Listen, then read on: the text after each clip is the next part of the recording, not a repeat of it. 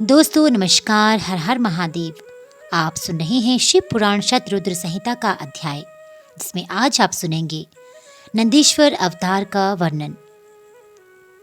सनत कुमार जी ने पूछा, प्रभु आप महादेव के अंश से उत्पन्न होकर पीछे शिव को कैसे प्राप्त हुए थे? वे सारा वृतांत मैं सुनना चाहता हूँ, उसे वर्णन करने की कृपा करें। नंदीश्वर बोले, सर्वज्ञ सनत कुमार जी, मैं जिस प्रकार महादेव के अंश से जन्म लेकर शिव को प्राप्त हुआ, उस प्रसंग का वर्णन करता हूँ। तुम सावधानी पूर्वक श्रवण करो। शिलाद नामक एक धर्मात्मा मुनि थे। पितरों के आदेश से उन्होंने आयुनिज सुब्रत मृत्युहीन पुत्र की प्राप्ति के लिए तप करके देवेश्वर इंद्र को प्रसन्न किया, परंतु देवराज इंद्र ने ऐसा पुत्र प्रदान करने में अपने को असमर्थ बताकर सर्वेश्वर महाशक्ति संपन्न महादेव की आराधना करने का उपदेश दिया। तब शिलाद भगवान महादेव को प्रसन्न करने के लिए तप करने लगे। उनके तप से प्रसन्न होकर महादेव वहां पधारे और महा समाधि मग्न शिलाद को थपथपाकर जगाया। तब शिलाद ने शिव का स्तवन किया और भगवान शिव के उन्हें वर देने को प्रस्तुत होने पर उनसे कहा, प्रभु मैं आपके ही समान मृत्युहीन आयुनिज पुत्र चाहता हूँ। तब शिव जी ने प्रसन्न होकर मुनि से बोले। शिव जी ने कहा, तपोधन विप्र, पूर्व काल में ब्रह्मा जी ने, मुनियों ने तथा बड़े बड़े देवताओं ने मेरे अवतार धारण करने के लिए तपस्या द्वारा मेरी आराधना की थी। इसलिए मुने, यद्यपि मैं सारे जगत का पिता हूँ, फिर भी तुम मेरे पिता बनोगे और मैं तुम्हारा आयुनिज पुत्र होऊंगा तथा मेरा नाम नंदी होगा। नंदीश्वर जी कहते हैं, मुने, यों कहकर कृपालु शंकर ने अपने चरणों में प्रणिपात करके सामने खड़े हुए शिलाद मुनि की ओर कृपा दृष्टि से देखा और उन्हें ऐसा उपदेश दे वे तुरंत ही उमा सहित वहीं अंतर्ध्यान हो गए। महादेव जी के चले जाने के पश्चात महामुनि शिलाद ने अपने आश्रम में आकर ऋषियों से वे सारा वृतांत कह सुनाया।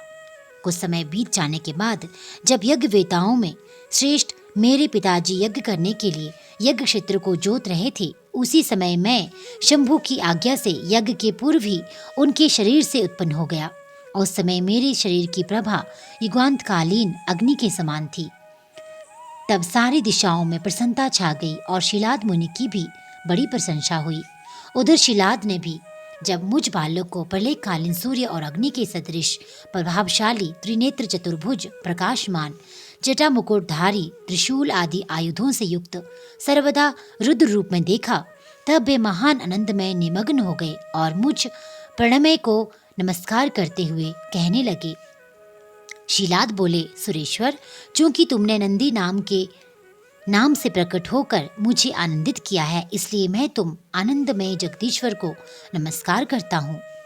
नंदीश्वर जी कहते हैं, मुने, तदनंतर जैसे निर्धन को निधि प्राप्त हो जाने से प्रसन्नता होती है, उसी प्रकार मेरी प्राप्ति से हर्षित होकर पिताजी ने महेश्वर की भली भांति वंदना की और फिर मुझे लेकर शीघ्र ही वे अपनी पर्णशाला को चल दिए।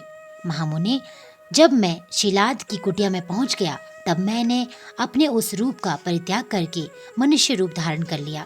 तदनंतर शलंकायन नंदन पुत्र वत्सल शिलाद ने मेरे जात कर्म आदि सभी संस्कार संपन्न किए।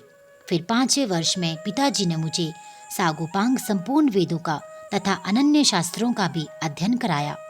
7वां वर्ष पूरा होने पर शिव जी की आज्ञा से मित्र और वरुण नाम के मुनि मुझे देखने के लिए पिताजी के आश्रम पर पधारे।